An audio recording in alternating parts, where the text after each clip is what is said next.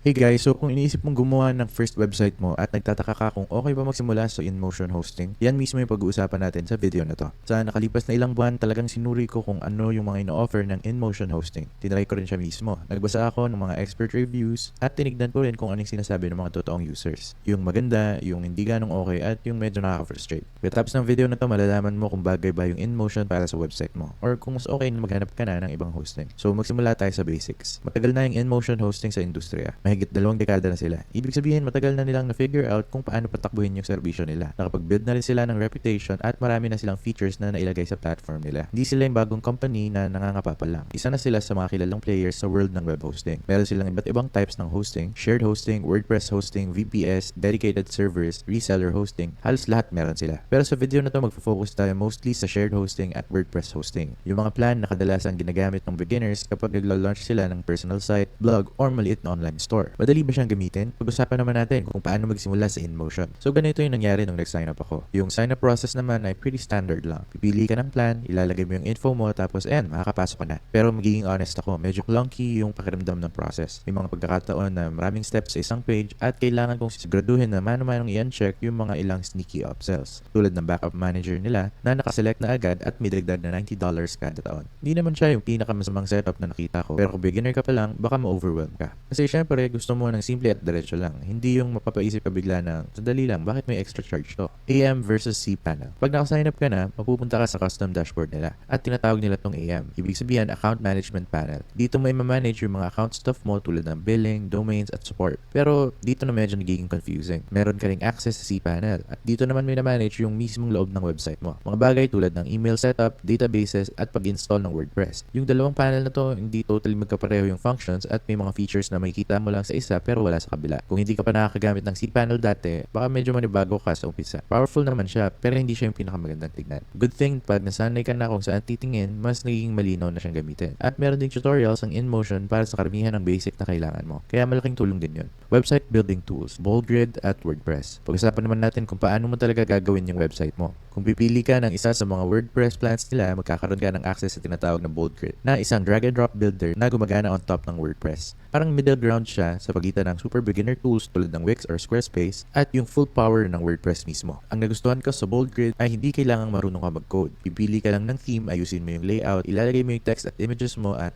ready na yung site mo. Maganda siya lalo na kung hindi mo pa nagagamit ng WordPress dati. Parang ginaguide ka niya step by step habang sineset up mo yung website mo. Ngayon kung sanay ka na sa WordPress, hindi mo naman kailangan gamitin ang BoldGrid. Pwede mong i-install na lang yung WordPress gamit ang Softaculous na basically one-click installer lang. Tapos doon ka na mag-start gumawa ng site mo. Meron din silang ayos na collection ng pre-made templates. Yung iba medyo mukhang luma na pero marami rin namang malinis at modern yung design. At yung pinakamaganda dito, once nasa loob ka na, pwede mong i-customize lahat yon ayon sa gusto mo. Email setup. Pagdating naman sa pag-setup ng email gamit ang InMotion, medyo straightforward lang yung process. Pwede kang gumawa ng email account sa cPanel, tapos pwede mo silang i-access gamit ang webmail clients tulad ng Roundcube. Hindi siya flashy. Sa totoo lang, medyo old school yung dating. Pero gumagana naman siya ng maayos para sa basic na email use. Huwag mo lang i-expect yung level ng polish na meron ng Gmail. Kung balak mong magpadala ng newsletters or mag-run ng marketing campaigns, honestly, mas maganda pa rin gumamit ng hiwalay na email marketing platform. Okay naman yung email ng InMotion para sa contact forms at mga pang-araw-araw na email. Pero hindi talaga siya ginawa para sa malalaking email lists. Kamusta naman ang speed at uptime? Dito na medyo nagiging interesting yung usapan. Sinasabi ng InMotion Hosting na meron silang 99.9%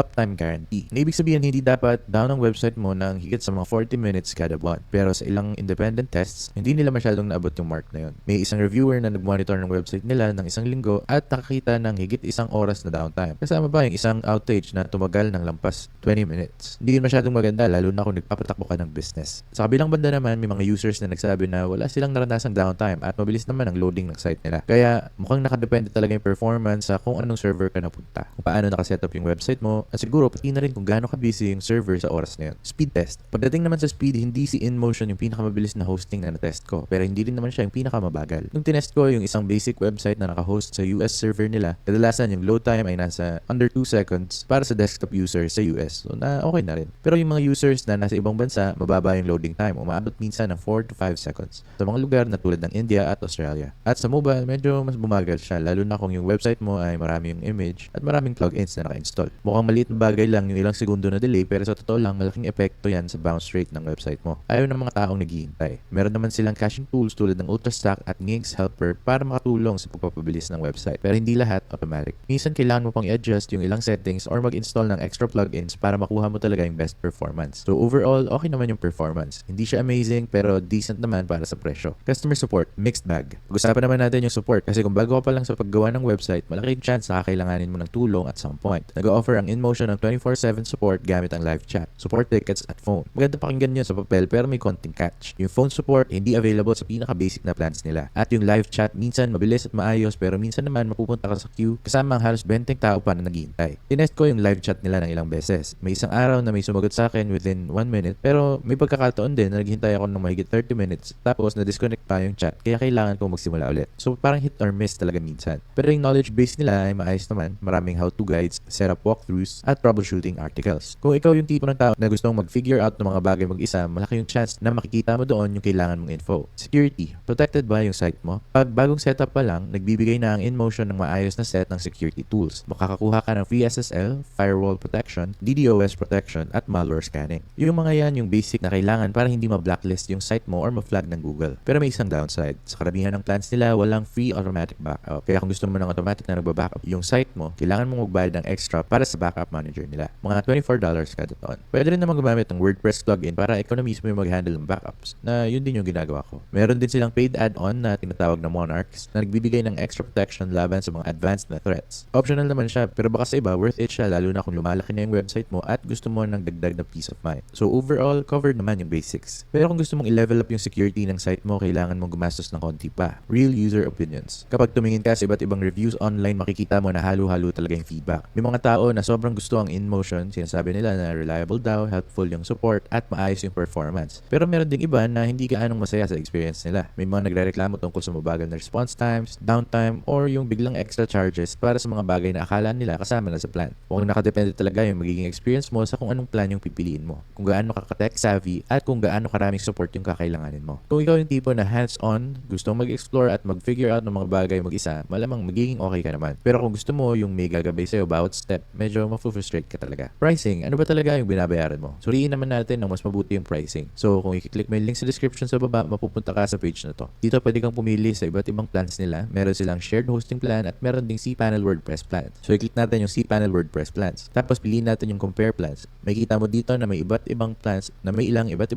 na pwede mong pagpilian. Merong WordPress Core, WordPress Launch, WordPress Power at WordPress Pro. Tapos pwede ka rin pumili kung gaano katagal yung term ng plan mo. Pwedeng 1 month, 1 year, 2 years, or 3 years. Pero kung titignan mo yung presyo, mukhang 1 year plan yung may pinakamagandang value. Sa iba't ibang plans na to, iba-iba rin yung features na makukuha mo. Halimbawa, kung titignan natin yung WordPress Core plan, it starts around $3.29 per month kapag 1 year yung term mo. Kasama na dito yung free domain at SSL. Pwede kang mag-host ng 2 websites, may 100GB NVMe SSD storage, 10 times WordPress performance at unlimited bandwidth. May kasama ring 10 email addresses, security suite, marketing tools, native backups, at migrations, at 2 PHP workers bawat site. Kasama rin sa plan yung hosting mismo. May option ka pang pumili ng data center location at meron ding live chat support mula sa kanilang support team. Habang tumataas yung plan na pipiliin mo, mas madami rin yung features na makuha mo. Pwede mong i-pause yung video ngayon para mabasa mo ng mabuti yung mga details sa screen. Kung gusto mo magsimula gamit ng InMotion, meron kaming link sa description sa baba para makuha mo yung pinakamagandang presyo na available. Kapag nakapili ka na ng plan at nag-sign up ka na, ganito yung itsura sa loob ng InMotion dashboard. So ito yung AM or yung account management panel nila kung saan mo hahawakan yung karamihan ng account stuff mo. Pero kung gusto mo namang pumunta sa cPanel, baba ka lang dito at i-click yung cPanel. Pag click mo yan, magbubukas siya na bagong tab at dito mo makikita yung InMotion panel. Kung nakagawa ka na ng website dati, malamang familiar ka na sa cPanel. Again, hindi siya yung pinakamagandang interface sa mundo pero huwag ka mag-alala. Hindi naman ito yung makikita ng mga website visitors mo. Para lang talaga ito sa'yo para ma-manage mo yung website mo. So bagay ba ang InMotion para sa'yo? Ito yung bottom line. Kung gumagawa ka ng first website mo at gusto mo ng hosting na affordable, may tools at may room para mag-grow yung website mo, siguro worth considering ang InMotion hosting. Hindi siya yung pinakamabilis or pinaka-flashy na hosting pero ginagawa naman niya ng maayos yung trabaho niya. Kailangan mo lang maging handa sa konting learning curve sa dashboards nila at maglaan ng konting budget para sa extras tulad ng backups or mas advanced na support kung kakailanganin mo. Kung sobrang importante sa'yo yung simplicity at mabilis na support, baka mas gusto mong tumingin sa iba pang beginner-friendly na host tulad ng Hostinger or SiteGround. Pero kung okay lang sa'yo na matuto habang ginagamit mo yung platform at gusto mo ng hosting na pwede mong sabayan habang lumalaki yung website mo, solid choice naman ang InMotion. Ikaw, ano sa tingin mo? Nasubukan mo na ba ang InMotion InMotion dati o iniisip mo pa lang na gamitin siya para sa first website mo, i-drop mo yung comments mo sa baba. At kung gusto mo magsimula gamit ang mga products na napag-usapan natin ngayon tulad ng InMotion or baka Hostinger or SiteGround, makita mo rin yung mga links nila sa description sa baba. Mga affiliate links yung mga yan, ibig sabihin may maliit kaming commission kapag ginamit mo sila. Pero walang dagdag na gastos sa site mo. Malaking tulong yung mga commissions na yan para masuportahan yung channel at makagawa pa kami ng mas maraming free content na tulad nito. Kaya kung gagamitin mo sila, maraming salamat in advance. At kung nakatulong sa iyo ang video na to, huwag kalimutang mag-like, mag-subscribe at pindutin yung notification bell para hindi mo ma-miss yung mga susunod pa naming videos. Sa channel na to, gumagawa kami ng mga videos tungkol sa paggawa ng websites, pag-explore ng iba't ibang website builders, pag-uusap tungkol sa domain names at marami pang iba. So siguraduhin mong mag-subscribe sa channel. Pero aside from that, salamat sa panonood and magkita-kita ulit tayo dito sa susunod na video.